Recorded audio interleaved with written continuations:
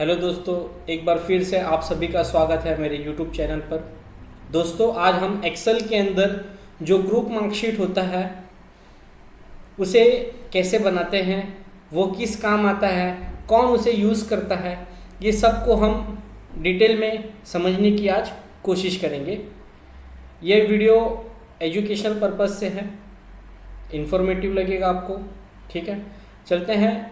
Excel के अंदर group marksheet क्यों यूज़ करते हैं, कौन इसे यूज़ करता है और इसे बनाने का क्या क्या तरीका होता है, प्रैक्टिकल में हम इसे समझेंगे। पहले इसके डेफिनेशन को समझते हैं।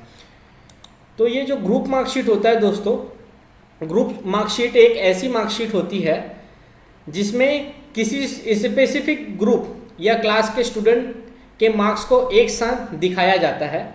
यह अक्सर स्कूल या कॉलेज में यूज़ होती है। ठीक है, एक क्लास या फिर बैच के सभी स्टूडेंट्स के मार्कशीट एक साथ शेयर करना होता है। इसमें हर स्टूडेंट का नाम, रोल नंबर और उनका मार्क्स दिया जाता है, तभी सभी स्टूडेंट्स के रिजल्ट को एक साथ देखा जा सकता है। ठीक है, उसके बाद ग्रुप मार्कशीट किस काम आता है, जैसे कि अब ये तो समझ में आ गया कि इसमें सभी स्टूडेंट्स के मार्क्स को, रोल नंबर को और उस स्टूडेंट्स के नाम को एक साथ देखा जा सकता है। पर ये आता किस काम में है, तो जैसे कि इसमें पहला पॉइंट लिखा हुआ है, class performance analyse. Group marksheet teacher और स्कूल एडमिनिस्ट्रेशन को स्टूडेंट्स के ओवरऑल परफॉर्मेंस को एक साथ देखने में मदद देता है। इसे यह पता चलता है कि क्लास या बैच के स्टूडेंट किस सब्जेक्ट में अच्छा परफॉर्मेंस कर रहे हैं और किस में नहीं कर रहे हैं। फीडबैक और इम्प्रूवमेंट होता है, सेकंड पॉइंट है। अगर एक सब्जेक्ट में सभी स्टूडेंट्स का मार्क्स कम है तो ग्रुप मार्कशीट के बेसिस पर टीचर का एडिशनल क्लासेस या फिर एक्स्ट्रा लेसन या रिवीजन प्लान करके उसे स्टूडेंट्स को और भी तरीके से कराया जाता है। सभी स्टूडेंट्स का एक साथ आपको मार्कशीट देखने मिलता है इसमें ग्रुप मार्कशीट के अंदर। तीसरा जो पॉइंट होता है दोस्तों, कंपेरेटिव असेसमेंट। स्कूल या कॉलेज को एक कंपेयर करने में मदद मिलता है कि सब्जेक्ट या एग्ज़ाम में स्टूडेंट्स के परफॉर्मेंस अच्छा था या कहीं इम्प्रूवमेंट करने की ज़रूरत है। उसके बाद चौथा पॉइंट है दोस्तों, एकेडमिक रिकॉर्ड। एकेडमिक यानी सालाना जो रिकॉर्ड होता है उसके लिए भी ये मददगार होता है। ग्रुप मार्कशीट का यूज़ एकेडमिक रिकॉर्ड के रूप में होता है, जो फ्यूचर में रेफरेंस के यूज़ आ सकता है कि स्टूडेंट्स के जो हमारे क्लास के जो स्टूडेंट्स थे उन्हें कौन से सब्जेक्ट में ज़्यादा अच्छे से समझ में आता था या कौन से सब्जेक्ट में उन्हें थोड़ा सा वीकनेस महसूस हो रहा था, या फिर ये आपके जॉब एप्लीकेशन के लिए भी यूज़ किया जा सकता है। उसके बाद ये तो समझ में आ गया कि ग्रुप मार्कशीट किस काम आता है, क्लास परफॉर्मेंस एनालिसिस के लिए, फीडबैक एंड इम्प्रूवमेंट के लिए, कंपैरेटिव असेसमेंट के लिए, एकेडमिक रिकॉर्ड्स के लिए। अब ये ग्रुप मार्कशीट को कौन यूज़ करता है, मान लो कि ग्रुप मार्कशीट को यूज़ कौन करेगा, तो सबसे पहला यूज़ करने वाला जो है वो टीचर है, दूसरा कॉलेज स्कूल एडमिनिस्ट्रेशन है, तीसरा स्टूडेंट्स खुद भी है और चौथा पेरेंट्स है। अब ये टीचर कैसे, टीचर अपने स्टूडेंट्स के मार्क्स को एनालाइज करता है और ग्रुप मार्कशीट के इस्तेमाल करके उन्हें फीडबैक देता है। यह उन्हें हेल्प करता है कि वो कौन से सब्जेक्ट पे ज़्यादा फोकस करें। उसी तरीके से स्कूल या फिर कॉलेज एडमिनिस्ट्रेशन भी सेम काम को करेगा, और किसी सब्जेक्ट में अगर सभी स्टूडेंट्स के मार्क्स कम दिख रहे हैं तो उसके हिसाब से उस टीचर को एक्स्ट्रा क्लासेस या फिर स्टूडेंट्स को समझ नहीं आ रहा है इसलिए उनको और भी ज़्यादा समझाने में मदद करते हैं। ठीक है, उसके बाद अब ये स्टूडेंट को किस तरीके से काम आता है। कभी कभी स्टूडेंट भी ग्रुप मार्कशीट देखते हैं ताकि वो अपने क्लासमेट की परफॉर्मेंस का कंपैरिजन अपने रिजल्ट को समझ सके, मतलब अपने क्लास के जितने भी स्टूडेंट्स हैं उनके मार्क्स के साथ अपने को वो कंपेयर कर सके और अपने मार्क्सों को और बेहतर बना सके। इसलिए भी कभी कभी स्टूडेंट्स भी ग्रुप मार्कशीट का यूज़ करते हैं। उसके बाद पेरेंट्स किस तरीके से करेंगे, कुछ स्कूल या कॉलेज पेरेंट्स को ग्रुप मार्कशीट दिखाते हैं ताकि वो अपने बच्चों के परफॉर्मेंस को समझे और उन्हें और पढ़ाई करने में और अपने मार्क्स को सुधारने में उन्हें वो मोटिवेट करें। ठीक है, तो ये कुछ तरीके थे, ये कुछ आपके फंडामेंटल थे ग्रुप मार्कशीट के लिए। अब इसे हम प्रैक्टिकल में, है ना, एक्सेल के शीट में प्रैक्टिकल में समझते हैं कि ग्रुप मार्कशीट को किस तरीके से बनाया जाता है। जैसे कि इसमें लिखा गया था कि रोल नंबर का ज़रूरत होता है, सभी स्टूडेंट्स का नाम का ज़रूरत है, और उसके बाद उनके सब्जेक्ट्स की ज़रूरत है। ठीक है, तो अब मैं एक्सेल ओपन कर लेता हूँ। एक एक्सेल ओपन करने का तरीका आप लोगों को पहले से पता है, एक्सेल के ऊपर पहले से वीडियो मेरा बन चुका है। तो आपको स्टार्ट बटन पे क्लिक करना है, उसके बाद एक्सेल आपका ई से शुरू होता है। तो एक्सेल, मैं एक्सेल ऑन कर लेता हूँ। एक्सेल ऑन होने तक का एक बार इसे फिर से समझते हैं कि हमें कौन कौन से पॉइंट्स को ग्रुप मार्कशीट के अंदर फोकस देना है। स्टूडेंट्स का रोल नंबर, उनका नाम, और उनके जितने भी सब्जेक्ट्स के पेपर हुए हैं वो पूरे। ठीक है, यहाँ से मैं एक्सेल ओपन कर लेता हूँ। यहाँ से मैं ब्लैंक वर्कबुक लूँगा। जैसे ही मैं ब्लैंक वर्कबुक लेता हूँ हमारा एक्सेल ओपन हो जाएगा। ठीक है, एक्सेल के ओपन होते ही अब मैं इसमें, जैसे कि उसमें बताया गया था कि रोल नंबर, मैंने यहाँ से रोल नंबर लिख लिया। उसके बाद स्टूडेंट्स के नेम लिखने के बाद मैं डायरेक्ट सब्जेक्ट्स पे आ जाता हूँ। मान लो कि पहला सब्जेक्ट हिंदी था, सेकंड सब्जेक्ट जो था वो इंग्लिश था, फिर उसके बाद हिस्ट्री, जियोग्राफी,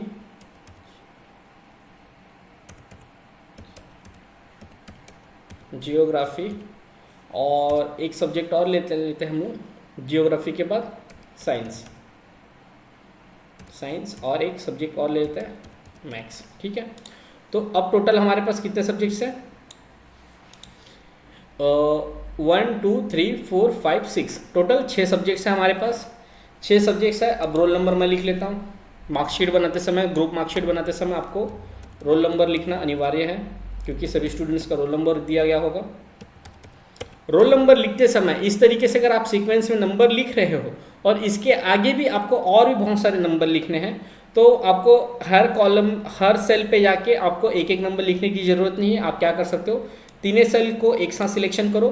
जो नीचे में ग्रीन कलर का डॉट दिखता है, इस डॉट के ऊपर माउस कर्सर ले जाके सिलेक्ट करके प्रेस, माउस बटन को प्रेस करके नीचे ड्रैग कर दो। जितने दूर तक आप ड्रैग करोगे उतने दूर तक का ये नंबर ऑटोमेटिक इसमें आ जाएगा। ठीक है, अभी फिलहाल में ये 10 तक का ले लेता हूँ और इसको मैं थोड़ा सा जूम कर लेता हूँ ताकि हमें और अच्छे से ये सारा चीज़ क्लियर समझ में आए। उसके बाद स्टूडेंट्स के लिए मैं नाम ले लेता हूँ। मान लो पहले का नाम है हेमंत, दूसरे का नाम है ओम, फिर ऐश्वर्या, तुषार, तेज, शिवानी, है ना, राहुल, अजय, खूब, एंड लास्ट नेम है अपना रितेश। इस तरीके से मेरे पास 10 स्टूडेंट्स हैं और 10 स्टूडेंट्स के बाद अभी हमें क्या करना है कि जो भी सब्जेक्ट्स है उन सब्जेक्ट के अकॉर्डिंग स्टूडेंट्स को मार्क्स देना है। मार्क्स कैसे दोगे? जो एग्ज़ाम में स्टूडेंट ने लिखा होगा उसके हिसाब से आपको मार्क्स इसमें देना है। मान लो कि मेरा जो पूरा पेपर है वो 100 मार्क्स का है,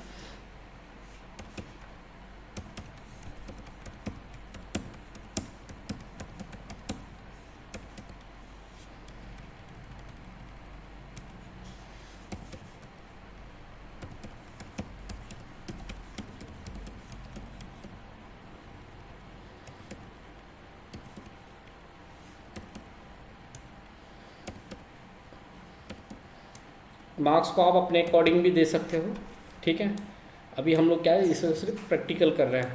ठीक है, मार्क्स को आपको अपने अकॉर्डिंग देना है। अपने अकॉर्डिंग देने के बाद मैं इसे आगे कॉपी कर लेता हूँ ताकि मुझे लिखना बार बार ना पड़े। इस तरीके से मैंने क्या कर लिया, इसे पूरी तरीके से कॉपी पेस्ट कर लिया हूँ। कॉपी पेस्ट करने के बाद इसको, इस कॉलम को बस मैं चेंज कर देता हूँ।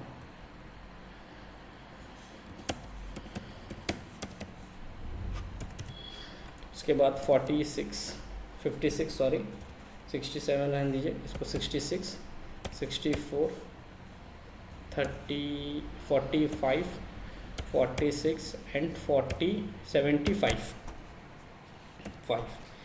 55। इस तरीके से हमने ये 6 सब्जेक्ट मतलब ये सभी हमने पहले लिखा रोल नंबर, स्टूडेंट्स के नेम, उसके बाद मैंने 6 सब्जेक्ट लिखा है। 6 सब्जेक्ट लिखने के बाद इसे अब मुझे टोटल करना है, तो मैं क्या करूँगा, टोटल का एक कॉलम बना लेता हूँ। उसके बाद मिनी, उसके बाद मैक्सिमम, मैक्सिमम के बाद एवरेज, एवरेज के बाद आएगा अपना परसेंटेज, परसेंटेज, परसेंटेज के बाद मैं क्या लिखना चाहता हूँ इसमें, पास, रिज़ल्ट कर देता हूँ, ठीक है, रिज़ल्ट। फिर उसके बाद मैं लिख दूँगा इसमें ग्रेड, ठीक है। इस तरीके से अब मेरे को ये सभी स्टूडेंट्स के ग्रुप मार्कशीट बनाते समय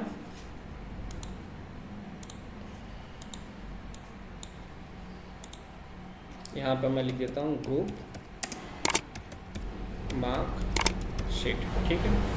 इसके साइज़ को बड़ा कर लेता हूँ ताकि और अच्छे से हमें शो हो जाए।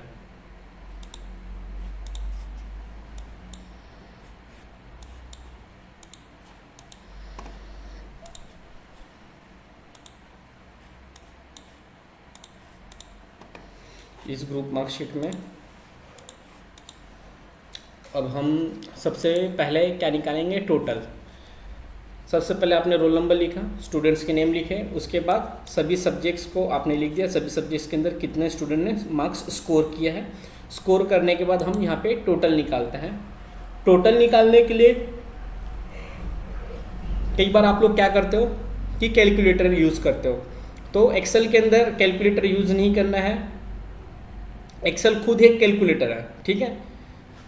तो अब ये टोटल निकालने के लिए हम क्या करेंगे, यहाँ पे ऑटो सम्स लिखा हुआ है, ऑटो सम्स के बगल में छोटा सा एरो है, इस एरो के ऊपर क्लिक करेंगे और सबसे पहला आंसर यहाँ पे ऑप्शन मिलेगा सम, सम के ऑप्शन पे क्लिक करेंगे।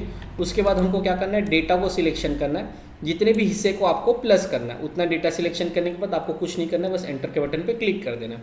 फिर सेकेंड राउंड का, फिर ओम का मुझे निकालना है आंसर, तो सेम फिर प्रोसेस, यहाँ से आप सम्स वाले बटन पे क्लिक करोगे, उसके बाद जितने भी का भी आपको मार्क्स को टोटल करना है उतने को आप सिलेक्शन कर लोगे, फिर एंटर। अब ये इस तरीके से आपका ये आंसर आ गया। अब वापस से निकालना है तो वापस से सेम प्रोसेस दोहराओगे आप लोग, और उसके बाद डेटा सिलेक्शन करोगे, जितने की हिस्से को आपको प्लस करना है उतने हिस्से को प्लस करने के लिए और सिलेक्शन कर लोगे, सिलेक्शन करने के बाद एंटर प्रेस करोगे, आपका ये आंसर आ जाएगा, ठीक है।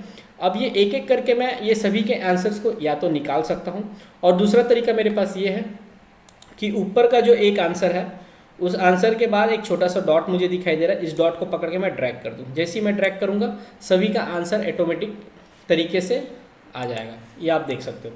उसके बाद आता है मिनिमम मार्क्स, यानी कि ये आपका 6 सब्जेक्ट का पेपर था, 6 सब्जेक्ट्स के पेपर में स्टूडेंट ने कौन से सब्जेक्ट में सबसे कम मार्क्स लाया है, इसे पता करने के लिए हम मिनिमाइज का यूज़ करते हैं। मिनिमाइज का आंसर निकालने के लिए आपको सेम काम करना है, ऑटो सम्स के बटन पे क्लिक करोगे, नीचे आपको मिनी वाला ऑप्शन देखने मिल जाएगा, जैसे आप मिनी के बटन पे क्लिक करते हो उसके बाद आपको क्या करना है, डेटा सिलेक्शन कर लेना है, टोटल को नहीं करना है, ठीक है। कई बार क्या होता है कि जब हम सिलेक्शन नहीं करते तो ये टोटल को भी दिखाता है, अब तो टोटल को हमें फिलहाल में नहीं करना है क्योंकि हमें सिर्फ सब्जेक्ट से मतलब है। तो आप क्या करोगे, 6 सब्जेक्ट को सिलेक्ट कर लोगे, 6 सब्जेक्ट को सिलेक्ट करने के बाद एंटर प्रेस कर दोगे। यहाँ पे ये 54 यानी कि इसको 6 सब्जेक्ट में सबसे कम मार्क्स 54 किसी सब्जेक्ट में मिला है, ये हमको यहाँ पे दर्शा रहा है।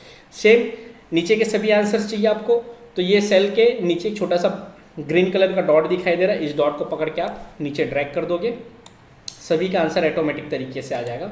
उसके बाद होता है मैक्स यानी मैक्सिमम इस स्टूडेंट्स को सबसे ज़्यादा हाईएस्ट मार्क्स कौन से सब्जेक्ट में मिला है और कितना मिला है, ये जानने के लिए आप क्या करोगे, ऑटो सम्स के बटन पे क्लिक करोगे, मैक्स वाले बटन पे क्लिक करोगे, उसके बाद आप क्या करोगे, सभी सब्जेक्ट्स यानी जितने भी आपके 6 सब्जेक्ट्स थे सभी सब्जेक्ट्स के डेटा को आप सिलेक्शन कर लोगे और एंटर प्रेस करोगे, ये आपका आ गया 87। उसके बाद इसे मैं ड्रैग कर लेता हूँ, ड्रैग करने के बाद आता है एवरेज, ठीक है। एवरेज निकालने के लिए भी सेम चीज़, जहाँ पे आंसर चाहिए वहाँ पे अपने माउस कर्सर को उस सेल पे रखना है आपको। उसके बाद ऑटो सम्स के बटन पे क्लिक करेंगे, फिर ये आ गया एवरेज। अब एवरेज भी आपको क्या करना है, सिर्फ 6 सब्जेक्ट को सिलेक्ट कर लेना है, सिलेक्ट करने के बाद एंटर प्रेस करोगे, जैसे आप एंटर प्रेस करोगे आपका ये एवरेज भी इस समय आ गया, ठीक है। अब ये एवरेज आने के बाद दोस्तों अब हमें क्या निकालना रहता है, परसेंटेज। परसेंटेज निकालने के लिए अभी तक मैं क्या बता रहा था कि ऑटो सम्स के बटन पे क्लिक करोगे और उसके बाद सम निकालिए, एवरेज निकालिए, मैक्सिमम निकालिए, मिनिमम निकालिए, पर परसेंटेज यहाँ से इस तरीके से नहीं निकलेगा। परसेंटेज के लिए हमें क्या करना होता है कि फॉर्मूला लगाना था। तो ये फॉर्मूला किस तरीके से है, इसका फॉर्मूला लिखने के लिए आपको जिस भी सेल पे आंसर चाहिए उस सेल पे अपने पहले माउस कर्सर को रख लेना है। माउस कर्सर को रखने के बाद आपको क्या क्या प्रेस करना है, इज इक्वल टू। कंप्यूटर को ये बताना है इज इक्वल टू को जब हम प्रेस करते हैं, है ना, इज इक्वल टू आप जब प्रेस करोगे तो कंप्यूटर को ये ऑटोमेटिकली पता चल जाता है कि जो भी यूज़ कर रहा है कंप्यूटर वो अब मैथ्स के सम्स को सॉल्व करना चाह रहा है, इसलिए उसने इज इक्वल टू लिखा। जैसे कि हम भी जब भी बचपन से अभी तक का मैथ्स के किसी भी क्वेश्चन को सॉल्व करते थे तो सबसे पहले इज इक्वल टू लिखते थे, बराबर का सिंबल लगाते थे। उसी तरीके से यहाँ पे भी कंप्यूटर को भी हमें बताना पड़ता है, क्योंकि कंप्यूटर हमारे मन की बात को नहीं समझता, इसे हमें कमांड देना पड़ता है, आदेश देना पड़ता है। आदेश यानी कमांड देंगे तब ये जाके वर्क करेगा। तो सबसे पहले आपको इज इक्वल टू लिख लेना है। इज इक्वल टू लिखने के बाद जो भी आपका टोटल था उस टोटल वाले, जो भी आपका टोटल है, जैसे कि टोटल अभी मेरा क्या है, आई कॉलम और फोर्थ रो में है, तो यहाँ पे आ गया I4। जैसे मैंने I4 के ऊपर मैंने क्लिक किया, टोटल वाले पहले कॉलम पे मैंने पहले सेल पर क्लिक किया, तो यहाँ पे उसका लोकेशन आ गया। लोकेशन आने के बाद आपको क्या करना है, मल्टीप्लाई बाई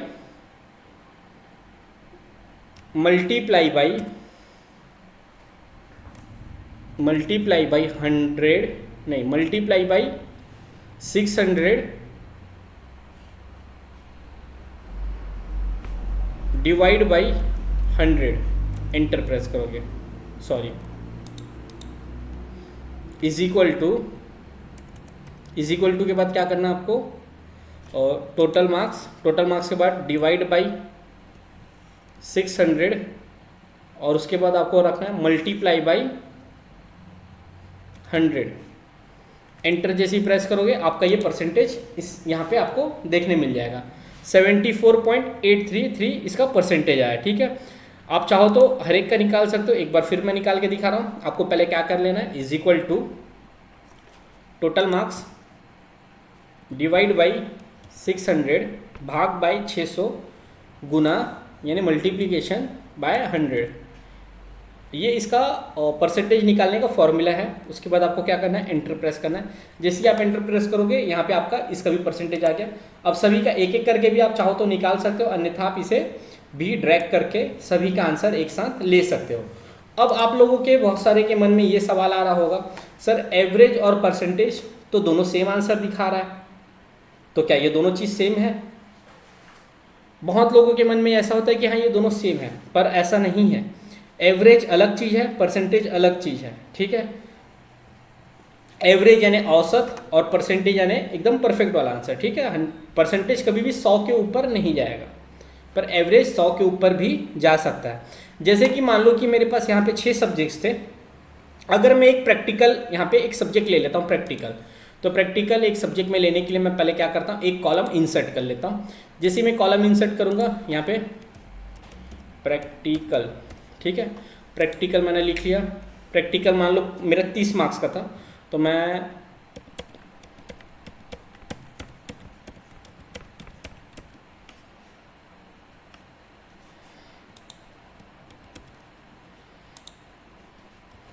इसको दे देता हूँ और 27 मार्क्स, इसको 28 और ये आपका था 29। ठीक है, यहाँ से मैं इसको हटा दे रहा हूँ। अब आप देखोगे कि परसेंटेज और आपका ये एवरेज दोनों अलग अलग हो गया। अब ये अलग क्यों हो रहा है ये मैं आपको बताता हूँ। एवरेज क्या सोच रहा है कि आपका ये 100 मार्क्स का पेपर था, ये आपका 100 मार्क्स का था, ये भी 100 मार्क्स का था, यहाँ तक कि मैथ्स तक का आपका 100 मार्क्स का था, और ये एवरेज अभी फिलहाल में प्रैक्टिकल को भी 100 मार्क्स का समझ रहा है। ठीक है, इसलिए इसका आंसर आ गया है 67.42। ये अज्यूम करता है, बस ये क्या करता है, अज्यूम करता है। अगर यहाँ से लेके यहाँ तक 6 सब्जेक्ट 100 मार्क्स के हैं, तो हो सकता है कि 7वां भी 100 मार्क्स का हो, पर हकीकत में ऐसा बिल्कुल भी नहीं है। हकीकत में यह है कि प्रैक्टिकल आपका 30 मार्क्स का है और परसेंटेज में क्या परेशानी आ रहा है कि परसेंटेज अभी फिलहाल में आपका टोटल कितना मार्क्स का, टोटल अभी आप फिलहाल में हम मार्क्स को काउंट कर लेते हैं 100, 200, 300, 400, 500, 600, 630 मार्क्स।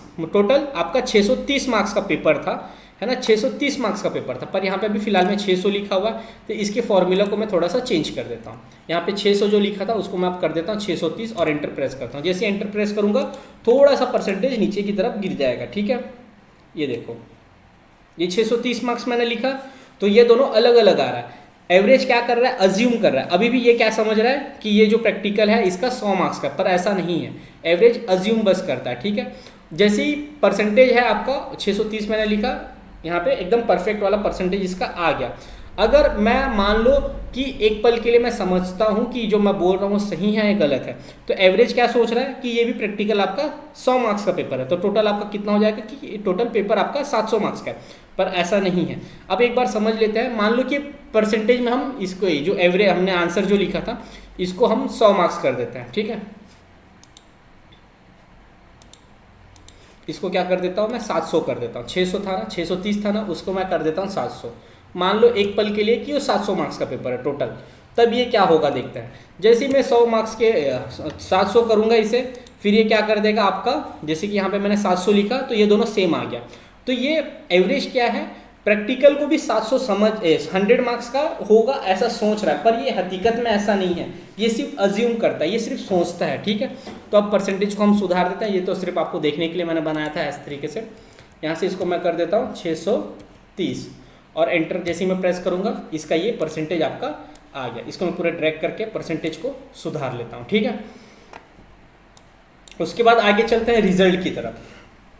अब इसका रिजल्ट किस तरीके से मुझे देखने को मिलेगा और इसका क्या फॉर्मूला होगा। तो इसका फॉर्मूला क्या है दोस्तों, इज इक्वल टू जैसे मैंने बताया कि गणित का सम सॉल्व करते समय आपको इज इक्वल टू लिखना कंपलसरी है। इज इक्वल टू लिखने के बाद आपको क्या लिखना है, इफ लिखना है। इफ यानी क्या होता है, यदि। इफ यानी यदि मैं पुलिस बन जाता, यदि मैं सैनिक बन जाता, यदि मैं डॉक्टर बन जाता, यदि मैं इंजीनियर बन जाता, ऐसे बोलते हैं ना। तो ये वाला इफ है। इफ यानी यदि के बाद आपको क्या करना है, इफ लिखने के बाद आपको ब्रैकेट ओपन कर लेना है। ब्रैकेट ओपन करने के बाद परसेंटेज के ऊपर एक बार आपको क्लिक करना है। परसेंटेज के ऊपर इसलिए क्लिक करना है और डायरेक्ट परसेंटेज को इसलिए नहीं लिखना है। अगर आप डायरेक्ट परसेंटेज के नंबर को यहाँ पे लिखोगे तो क्या होगा कि ये जो 74.92 है ये हर सेल पे, यानी कि हर स्टूडेंट्स का सेम परसेंटेज नहीं है, अलग अलग स्टूडेंट्स का अलग अलग परसेंटेज है। इसलिए हम नंबर को नहीं लिखने के बजाय हम क्या करते हैं, सेल के लोकेशन को लिखते हैं। सेल के लोकेशन को लिखने के बाद आपको क्या करना है, ग्रेटर देन 35, यानी कि N4 में जो भी डेटा होगा, हमने कैसे लिखा, इज इक्वल टू लिखते हैं। कंप्यूटर को हमारे ये पता चल गया कि मैथ्स का सम सॉल्व होने वाला है। उसके बाद इफ यदि ब्रैकेट में N4 यानी यहाँ पे, तो N4 में जो भी मार्क्स होगा या जो भी नंबर होगा, अगर वो 35 से बड़ा है तो आपको क्या करना है, कॉमा, फिर डबल इन्वर्टेड कॉमा में आपको आंसर लिखना रहता है। अगर 35 से बड़ा है तो पास हो जाए, या फिर कॉमा नहीं लगाया हूं मैं, यहाँ से आपको एक बार फिर कॉमा लगाना है, फिर डबल इन्वर्टेड कॉमा में, फिर डबल इन्वर्टेड कॉमा क्लोज, और उसके बाद ब्रैकेट को भी आपको क्लोज कर लेना है, क्योंकि ब्रैकेट को अगर हमने ओपन किया तो उसको क्लोज करने की जवाबदारी भी हमारी है। अब मैंने यहाँ पे फॉर्मूला क्या लिखा हूँ, इफ N4 यानी N4 में जो भी डेटा होगा, अगर वो 35 से बड़ा है, 35 मार्क्स से बड़ा है, तो पास आना चाहिए, अन्यथा फेल आ जाना चाहिए। अब मैं प्रेस करके देखता हूँ, ये आ गया पास, ठीक है। एक बार और करते हैं, is equal to if bracket open N5 greater than 35 comma double inverted pass, double inverted comma close, फिर आपको एक बार कॉमा लगा लेना है, फिर उसके बाद डबल इन्वर्टेड कॉमा में आपको लिखना है फेल, उसके बाद डबल इन्वर्टेड कॉमा को फिर आपको क्लोज करना है, उसके बाद आपको क्या करना है, ब्रैकेट को क्लोज कर देना है। ये जो डबल इन्वर्टेड कॉमा है ये आपका क्या बोल सकते हो इसको आप, एक प्रकार से यही आपका रिजल्ट है, मान के चलो। जो भी आंसर होगा उसको आपको डबल इन्वर्टेड कॉमा में लिखना कंपलसरी है। जैसे आप प्रेस करोगे यहाँ पे ये भी पास हो गया, ठीक है। किसी एक स्टूडेंट्स को मैं फेल करके दिखाता हूँ, जैसे कि 23 20 मार्क्स और उसके बाद 19 मार्क्स अब इसका परसेंटेज आपको देखने को मिल रहा है यहाँ पे, ये स्टूडेंट आपका फेल है, पर क्या इसके आंसर में फेल आएगा? अब ये कौन सा स्टूडेंट है हमारा? शिवानी। शिवानी जो स्टूडेंट है उसका कितना परसेंटेज है? 23। अब मैं क्या करता हूँ, एक बार ड्रैग ही करके देख लेता हूँ। जैसे मैं ड्रैग करूँगा नीचे की तरफ आऊँगा, देखो यहाँ पे इस स्टूडेंट को इसने क्या कर दिया है? फेल। फेल क्यों किया है? क्योंकि यहाँ पे मैंने परसेंटेज, यहाँ पे जो फॉर्मूला था वो क्या लिखा हूँ, यहाँ पे फॉर्मूला आपको देखने मिल रहा है, इज इक्वल टू इफ, यानी यदि N9 में, यानी ये N और ये 9 है ना, ये N9 में जो भी डेटा होगा अगर वो 35 से बड़ा है, एक्चुअली में यहाँ पे 35 से बड़ा नहीं है, अगर 35 से बड़ा है तो वो पास हो जाए, अन्यथा वो फेल हो जाए। तो यहाँ पे आ गया आंसर फेल।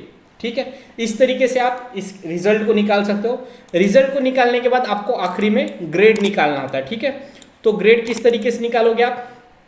ग्रेड निकालने के लिए भी आपको सबसे पहले क्या करना है? इज इक्वल टू लगा लेना है। उसके बाद इफ ब्रैकेट ओपन, परसेंटेज को एक बार सिलेक्शन कर लेना है, ग्रेटर देन 75 कॉमा, उसके बाद आपको डबल इन्वर्टेड कॉमा में first division double inverted comma close, फिर आपको एक बार कॉमा लगाना है, फिर उसके बाद इफ लिखना है।